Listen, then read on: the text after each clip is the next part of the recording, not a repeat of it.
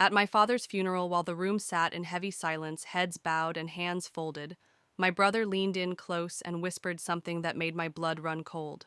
He left her nothing. Daniel said his words sharp and cutting, pitched just loud enough for a few people nearby to hear. She never meant anything to him. I didn't react, not even a glance in his direction. I kept my eyes forward, focused on the casket, my hands clenched tight in my lap. My stomach churned, but I wouldn't give him the pleasure of seeing me falter. I had come here to say goodbye, to pay my last respects, even if my relationship with my father, Robert Bennett, had been distant, strained, and often painful. But cruelty from my own brother, I hadn't expected that. Not today. Then again, Daniel always knew exactly how to twist the knife. He was always Dad's favorite, the golden child who could do no wrong, the one who inherited the family business, the house, the trust. And me, I inherited nothing but silence. After the service, the lawyer confirmed it. Every last dollar, every asset was left to Daniel. He sat across from me wearing a look of staged grief, though his eyes gleamed with something else entirely: victory. I stayed quiet. There was no point arguing with a man who was no longer here to listen. But just as the lawyer, Mr. Greaves, started to pack away his papers, a woman I didn't recognize stepped forward. She looked nervous but determined, holding a small white envelope in both hands. "Are you Olivia Bennett?" she asked, her voice gentle but firm. I nodded. "Your father asked me to deliver this to you and only you." And just like that, everything changed. Funny how it happens, isn't it? One moment, your life feels set in stone, written in a script you never agreed to, and then a stranger hands you an envelope, and suddenly the entire narrative tilts. Moments like these are why I share these stories, because maybe you've felt that shift too. Maybe you've been handed your own envelope, literal or not, and wondered what you were supposed to do with it. If you're still listening, still here with me, it means something resonated. So if you find these stories worth telling, consider liking this video, maybe subscribing to the channel. It's a small thing, but it helps keep these moments alive, moments where everything changes. I hadn't seen my father in nearly 2 years before the day we lowered him into the ground. No grand falling out, no final shouting match to punctuate decades of silence, just a quiet, suffocating disappointment that had always sat between us, like an unwelcome guest. Our last conversation had trailed off, not with closure, but with the exhausted sighs of two people who had never really managed to understand one another. To the world, Robert Bennett was a pillar of respectability, a sharp-witted businessman who had co-founded a prestigious financial firm and funneled generous donations into local charities. His name was often spoken with reverence in boardrooms and banquet halls alike, a man whose handshake could seal deals and whose mere presence commanded attention. But to me, he was none of those things. To me, my father was an absence, an ever-present void cloaked in the illusion of formality. He was the man who had raised me from a distance so vast it hardly mattered that we shared a roof for the first 18 years of my life. My brother Daniel was his mirror image, cut from the same cloth of ambition and polish. Where I had floundered, Daniel had flourished, sliding effortlessly into our father's world of quarterly reports and legacy building. Straight out of college, he had stepped into the family business like it was his birthright, climbing to a corner office with a velocity that left no room for doubt. His tailored suits probably cost more than I earned in 3 months, but that was the language they both understood: numbers, performance, control. I spoke in stories and metaphors, in the rhythms of sentences that never quite translated into their world of balance sheets and board meetings. So I left. I moved away from the city, chasing a life of words, not wealth, teaching creative writing to students who actually listened. In time, I became the footnote in my own family, the name mentioned in clipped obligatory updates. The prodigal daughter who stayed gone. When I was a child, the house had been warmer, largely thanks to my mother, Margaret Maggie Bennett. She filled the air with music, humming soft tunes while folding laundry, tucking handwritten notes into our lunchboxes, each one a tiny poem or a simple smiley face. She was the sun around which our cold little world orbited. But when she died, everything shifted. I was 10, Daniel was 13. Her funeral wasn't just a farewell, it was the quiet start of an unraveling. The house grew colder, and my father retreated into routines so rigid they felt like armor. Hugs were replaced with nods. Conversations became checklists.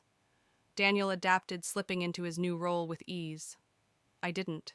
I tried. God, how I tried. I brought him stories I had written beaming with pride, hoping to see a flicker of recognition in his eyes. I won scholarships, graduated early, even submitted a short story to a national contest. I remember the night I slid that story across the dinner table to him, holding my breath, waiting. He didn't even open it. He pushed it aside like clutter and asked if I'd considered getting a real job, something useful. That night, something inside me gave up trying to fit into a mold I was never designed for. 2 years ago, I had called him one last attempt to bridge the distance. I told him I was moving to Vermont for a teaching position. It wasn't glamorous, but it was mine.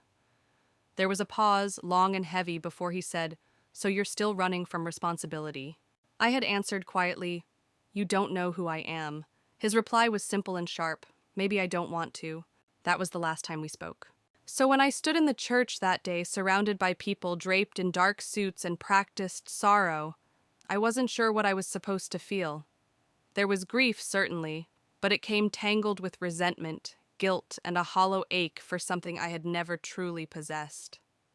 You can't lose what was never given to you, yet the emptiness still stung. Daniel Ever, the host, stood near the casket, greeting mourners like a politician at a fundraiser. He shook hands, offered rehearsed condolences, and wore his role like a custom-fit mask. When I arrived, his gaze flicked over me, assessing detached. "Didn't think you'd come," he said, voice smooth as glass. "I did," he smirked. "That's brave considering." Considering what I asked, but he had already turned away, dismissing me with a shrug, as if I had lost some unspoken contest before it even began. During the service, I sat still and watched as people eulogized a man I barely recognized. Stories poured forth about his generosity, his mentorship, his status as a community pillar. I listened detached, wondering if perhaps we had known two different versions of Robert Bennett. After the service, the reading of the will was held in a dim side room of the funeral home. The air smelled of polished wood and old paper. The lawyer, Mr. Greaves, was a relic himself, his briefcase worn at the edges, his demeanor strictly by the book. With little preamble, he began. "To my brother, everything. To me, nothing. No note, no explanation. Not even the courtesy of a posthumous acknowledgement. I had braced for it, but still the finality of those words landed like a stone. One last meticulous erasure, a deliberate omission that felt as permanent as the grave outside. Daniel turned to me, then his expression carved from childhood memories of competition, that same infuriating smirk, the one that said, "I win, you lose." Again. I sat there, hands folded, face composed, though my chest burned with a familiar ache. And then she appeared. From the edge of the room, a woman I had never seen before stepped forward. She wore a simple cardigan, her posture straight, but hesitant. In her hands, she carried a white envelope, pristine except for the slight wear at its corners. "Are you Olivia Bennett?" she asked, her voice steady, though it held a quiet urgency. "Yes," I said, confused. Her eyes softened, though they never left mine. "Your father asked me to deliver this to you and only you." In that moment, the air seemed to shift, as if the carefully rehearsed script of the day had been interrupted. All eyes turned toward her, then to me, as though an unexpected scene had been added without their consent. Her name tag read Hannah Blake. Her face, lined with both kindness and an odd sort of protectiveness, seemed to shield not just herself, but the envelope, as well as if it carried something fragile, something sacred. She didn't spare Daniel a glance, though he was standing just feet away. Her attention remained fixed on me. "Your father was very clear," she said quietly. "This is for you, no one else." Daniel's mask cracked. He stepped forward, his irritation slipping into his voice. "I'm sorry, who are you again?" "I'm Nurse Hannah Blake," she answered calmly. "I cared for your father during the last weeks of his life." Daniel forced a tight-lipped smile. "Then you're surely familiar with the terms of his will." "Everything's been settled." But Hannah didn't flinch. "He also left this." He gave it to me directly and instructed it be opened by his daughter Olivia. Mr. Greaves raised an eyebrow, clearly unprepared for this deviation. "I wasn't informed of any additional documents," he said, cautious. Without another word, Hannah reached into her bag and retrieved the envelope, handling it, with a reverence that made the room fall into a breathless hush. "Asadi Raisha." The envelope was humble, yet it seemed to pulse with a quiet weight, its edges softened by time, and handling its surface marked only by my name, Olivia Bennett, written in my father's unmistakable angular script. It was the same handwriting that had signed company checks, endorsed official letters, and annotated corporate documents, but seeing it now on something meant solely for me felt foreign and disarming. I took it without a word. From beside me, Daniel scoffed his derision, cutting through the thick silence. "This is ridiculous," he muttered, waving a dismissive hand. "Sentimental nonsense. It doesn't change anything." I turned my head, slowly fixing him with a calm stare that belied the storm tightening in my chest. My voice, though carefully steady, held an edge. "Then why do you look nervous?" He had no answer, his jaw-tensed lips pressing into a thin, hard line, but his silence was louder than words. Lowering myself into a chair, I stared down at the envelope, its unassuming exterior belying the chaos it had just unleashed. My fingers, traitorous and trembling, curled around its edges as if to anchor myself. I wasn't ready to open it. Not here. Not in this room thick with expectation where every glance felt like a demand. I needed space to breathe, but the room offered none. The tension hung heavy, thickening the air until even the distant tick of the clock seemed intrusive. The will had been performed like a play with a foregone conclusion, but this envelope had rewritten the script, leaving its audience unsettled. Daniel paced a lion in a cage of his own making. Mr. Greaves, ever the professional, now looked markedly uncomfortable, as though this deviation was an affront to his orderly world. Even the distant cousins, previously content to spectate, shifted in their chairs, unsure of their roles in this unscripted moment. It was Hannah Blake, the nurse, who broke the suffocating silence. "Your father wasn't a perfect man." She began, her voice low, yet unwavering, cutting through the tension like a blade of tempered steel. "But in the last few weeks, he tried to make peace with that.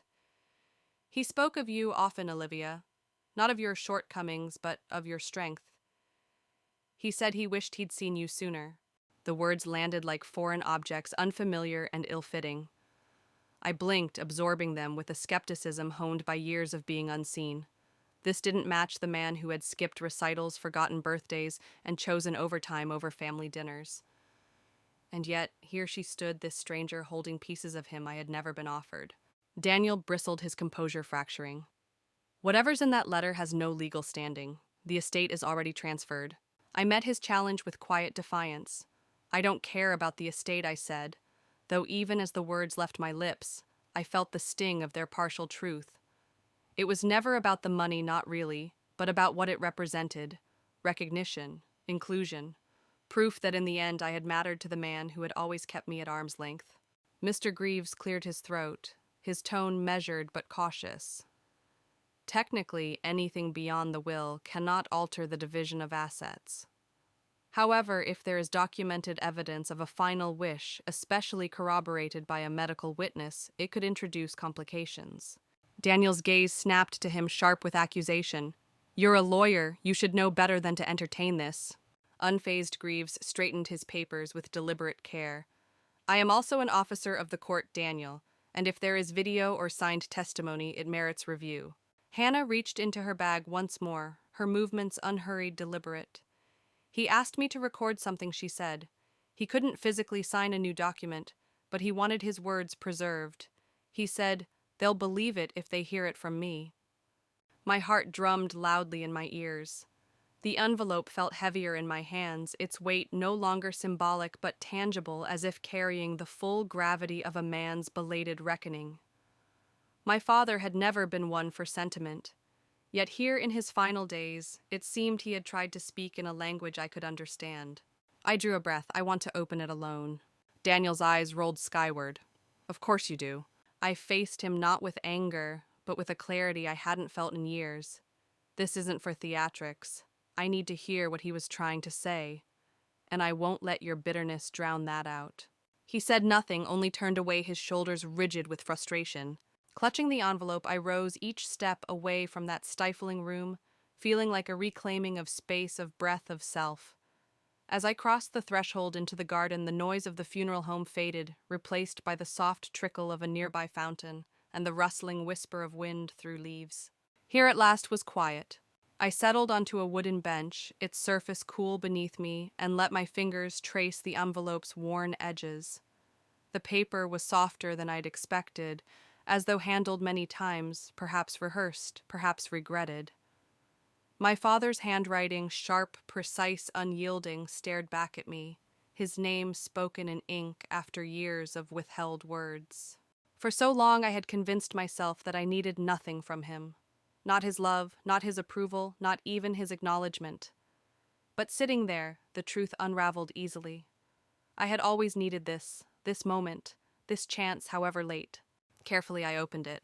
Inside, folded with meticulous care, were 3 items: a letter, a brass key, and an old photograph. The image transported me instantly. I was 6, perched on my mother's lap, our hands and clothes smeared with streaks of blue and green paint from one of our chaotic weekend art sessions. She was laughing, eyes crinkled with joy, holding my stained hands as if they were treasures. My father had taken that photo. I remembered now he had lingered in the doorway, camera in hand, capturing the moment before vanishing back into his office. The letter began simply, his words, deliberate yet vulnerable. Olivia, if you are reading this, it means I never found the courage to say what I needed to while I was alive. I failed you in many ways, but my greatest failure was how I treated you. My hands shook the paper, trembling as if reflecting my own disquiet. I told myself I was preparing you for the world, that keeping you at a distance would make you stronger. I see now I was only protecting myself. You reminded me too much of your mother, too bright, too passionate, too alive. And I didn't know how to handle that. Daniel fit into my world. You didn't. But that was never your fault. That was mine. Each sentence landed heavier than the last, a slow, relentless undoing of years of carefully constructed detachment. After the cancer diagnosis, I began to see things differently.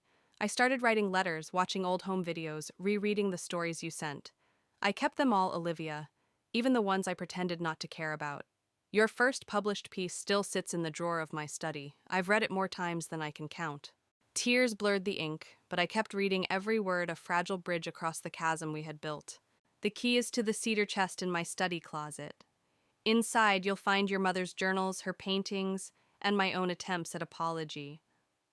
I had hoped to amend the will to correct my mistakes, but I waited too long and my health declined faster than I expected.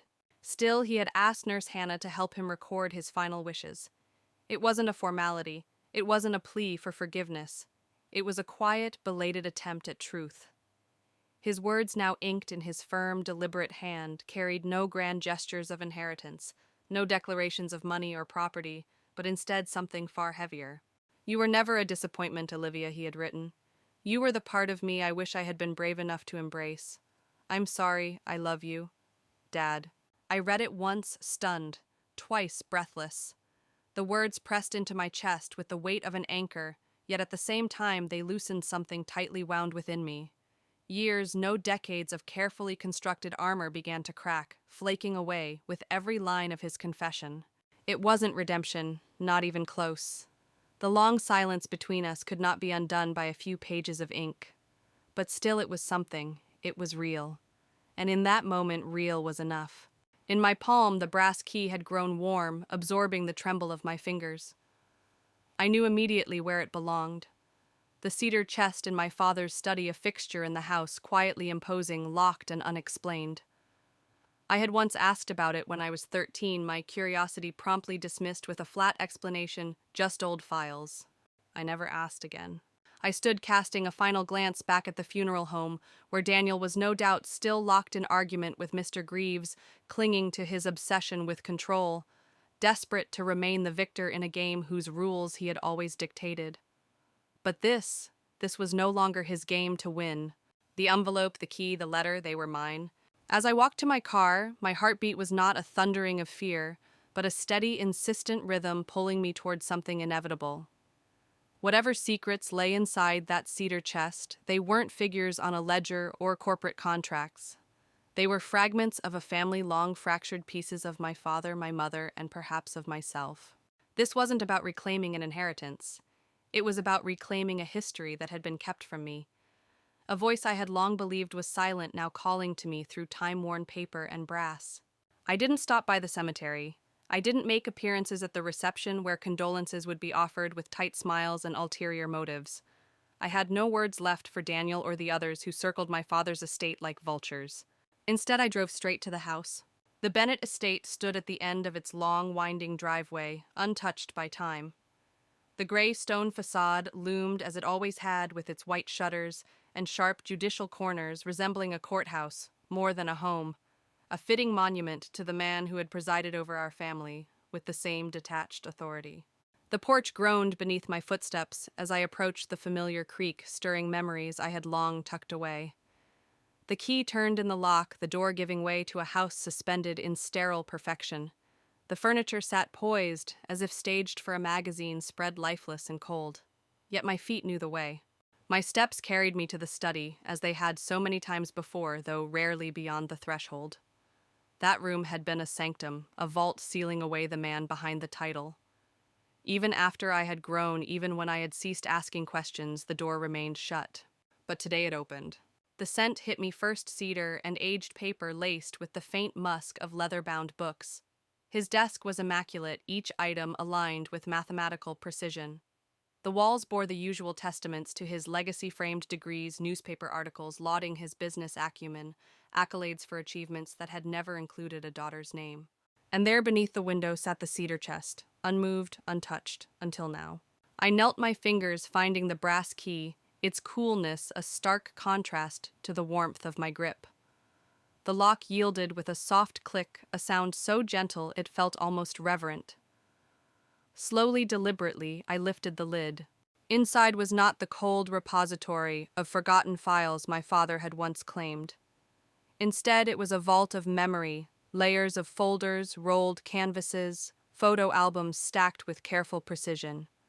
But what drew my gaze were 3 leather-bound journals, tied with faded red ribbon, their edges worn by hands that had once belonged to my mother. Her name, Maggie Bennett, was inscribed inside each cover, her handwriting as vivid as I remembered, fluid, confident, alive. As I turned the fragile pages, her voice returned to me in ink and paper. Poems, sketches of Daniel and me from years long past, unsent letters, written with the aching honesty of a woman who had known her time was slipping away. She wrote of her hopes, her fears, her desperate wish that Robert would soften, that he would not raise his children with the same cold distance that had shadowed their marriage. She had left us pieces of herself carefully folded into these pages. And for more than 20 years, those pieces had been locked away, hidden from the very children she had cherished. Still clutching the 3rd journal, my eyes fell to a folder beneath it. My breath caught at the sight of my name scrawled in my father's angular script, accompanied by a single word, for Olivia. Inside, carefully organized, were copies of every story I had ever sent him. Stories I had believed, discarded, ignored, forgotten. Yet here they were preserved, annotated, cherished in secret. At the bottom of the cedar chest, beneath journals, heavy with memories and canvases tinged with dust, I found them artifacts of a quiet, secret vigil. My short story from college, the one that had earned 2nd place after sleepless nights and reckless hope. A poem I had labored over for weeks, eventually published in an obscure online magazine. Even the essay I had submitted for graduate school, its lines blurred now with time, but preserved nonetheless. Every piece had been printed, read, and marked in the sharp, disciplined strokes of my father's hand. In the margins, his notes bloomed like hidden confessions. Strong opening, vivid imagery, and then on the final page of my short story, a line that stopped my breath. This one made me cry. The words blurred as my vision swam. I pressed my hand to my mouth as if to dam the tide of emotion rising too quickly. For years, I had crafted a version of my father in my mind, a man, disinterested, unmoved, unreachable. Yet here was the proof that quietly, secretly, he had been reading. Not skimming, not glancing, but reading, understanding, seeing me perhaps more than I had ever allowed myself to believe. Nestled beneath the papers was a small flash drive, unmarked, save for a handwritten label, final message. My hands trembled as I plugged it into his old laptop, the familiar whir of the machine filling the silence of the study. And then there he was. His face thinner than I remembered, carved by illness, but focused with an intensity that transcended the frailty of his body. Olivia. He began, his voice weathered but resolute. I'm sorry I didn't say this sooner. If you're watching this, it means I didn't make it. But I needed to speak to you not through paper, not through others, but directly. He paused, gathering breath or courage, perhaps both. You were never a mistake. I was the one who failed to see you for who you truly are. I clung to control, afraid of losing it, and in doing so, I pushed you away when I should have pulled you closer. Everything I locked in that chest, the stories, the journals, even this recording, it was all meant for you. Not as an apology to ease my conscience, but as a truth I could no longer ignore. The parts of your mother I buried. The parts of myself I was too ashamed to share. His gaze, even through the screen, seemed to soften. I don't care what the will says. That house is yours. That room is yours. Your mother wanted it that way. And now so do I. The video ended there. No music. No neat conclusion. Just silence and the still image of a man who had at last chosen honesty over legacy. I didn't cry. I didn't rage. I simply sat enveloped in a stillness that felt almost sacred. The kind of quiet that follows a storm when the wreckage is clear, but so is the sky. He hadn't left me out. He just hadn't known how to include me until it was too late. But he had tried. And that effort, however flawed and belated, meant more than I had ever expected it could. For the first time in years, something inside me settled. Not closure, for that was a myth, but a truth that felt solid, real, and mine. That night I stayed in the house, not because I had planned to. I had brought no overnight bag, had no intentions of lingering. But after everything, the idea of leaving felt wrong. I made a bed on the couch in the living room, the old cushions embracing me as the weight of the day seeped into my bones. It wasn't grief, not exactly, or at least not the sharp-edged grief I had anticipated. It was something heavier yet softer, an unraveling, a slow uncoiling of years of tension I hadn't realized I was still holding. In the pale hush of dawn, I returned to the study. The house was silent save for the soft creaks of settling wood and the faint rustle of turning pages as I reopened my mother's journals.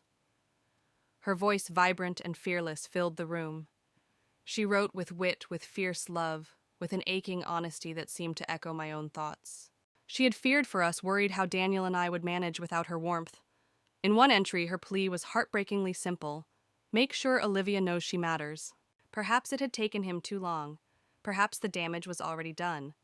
But in his own imperfect, fumbling way, Robert Bennett had tried to honor that promise. 2 weeks later, I found myself seated across from Mr. Greaves once more. This time I wasn't alone in the room. My father's letter, the flash drive, and Nurse Hannah's sworn statement accompanied me. Mr. Greaves read in silence, his expression grave yet thoughtful. When he looked up, his verdict was quiet but firm.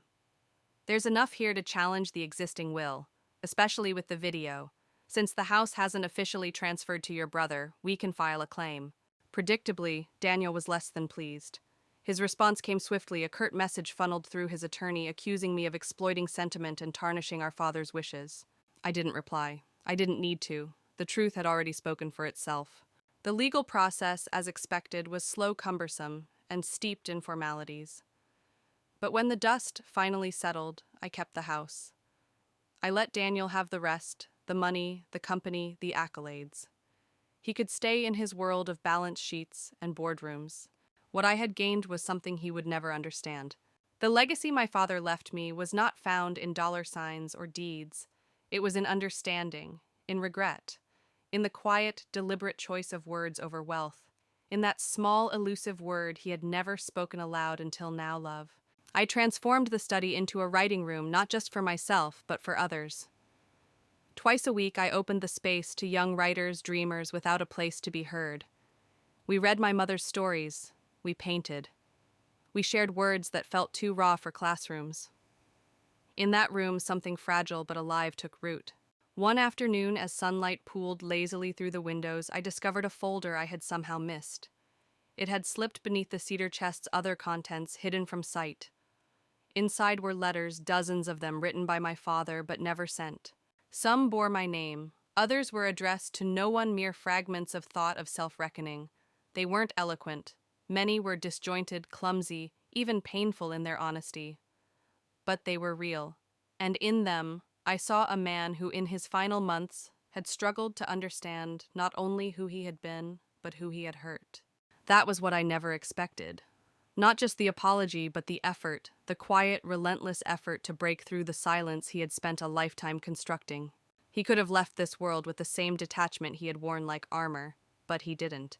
He asked to nurse a stranger to our family's wounds to carry forth what no lawyer could, the simple, stubborn truth. That choice, small and human, rewrote the end of our story. Months later, I published a book. A hybrid memoir pieced together from my mother's journals, my father's letters, and my own reflections. At its heart was the letter he had written to me, the one that had changed everything. I titled it The Chest Beneath the Window, A Daughter's Inheritance. The book never made it onto bestseller lists. It didn't earn glowing headlines or flashy awards, but none of that mattered. What mattered was that it found readers, real ones. People who saw themselves in the ink-stained pages, who recognized the quiet ache of words left unsaid. At a small sunlit bookstore on a rainy afternoon, a teenage girl approached me. She clutched her copy of The Chest Beneath the Window with both hands, holding it as if it might shatter under the weight of her own story. Her gaze was shy but steady, and when she finally spoke, her question cut straight through the noise of polite chatter around us. "Did your dad ever read your stories while you were still writing them?"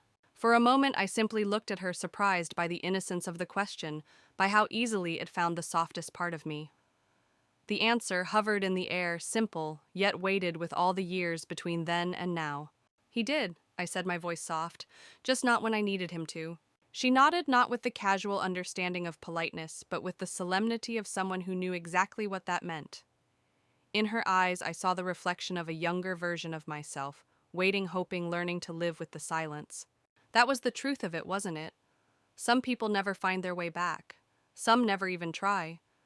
But there are those who do, even if they arrive too late to mend the past. And yet even then, they can still choose to leave something meaningful behind. In the end, my father hadn't raised me with words. He had built walls with them, wielded them as barriers more often than bridges. But in the quiet of his final days, he had chosen to leave me the only thing he could, his words, his truth. And when I made the choice to open that envelope, trembling and unprepared, I hadn't just uncovered his legacy. I had unlocked a part of my own life I had long since believed was sealed shut. Perhaps that's what truly matters. Not the pristine beginnings of our stories, nor the messy, inevitable ways they fall apart, but how we choose to carry the truth forward, once it finally finds its way into our hands. If you've made it this far, if any part of this story has echoed in your own life, reminding you of someone you've loved or perhaps someone you've lost, I hope you'll pause for a moment. If it resonates, if it lingers with you, I'd be grateful if you would share this story. Like it. Leave a comment. Tell me your story too. I read every single one because they matter. You matter. And if you'd like to hear more stories like this one's that stay with you long after the final word, consider subscribing. It's a small thing, but it helps keep these moments alive, reminding us all that stories are at their heart a way of coming home.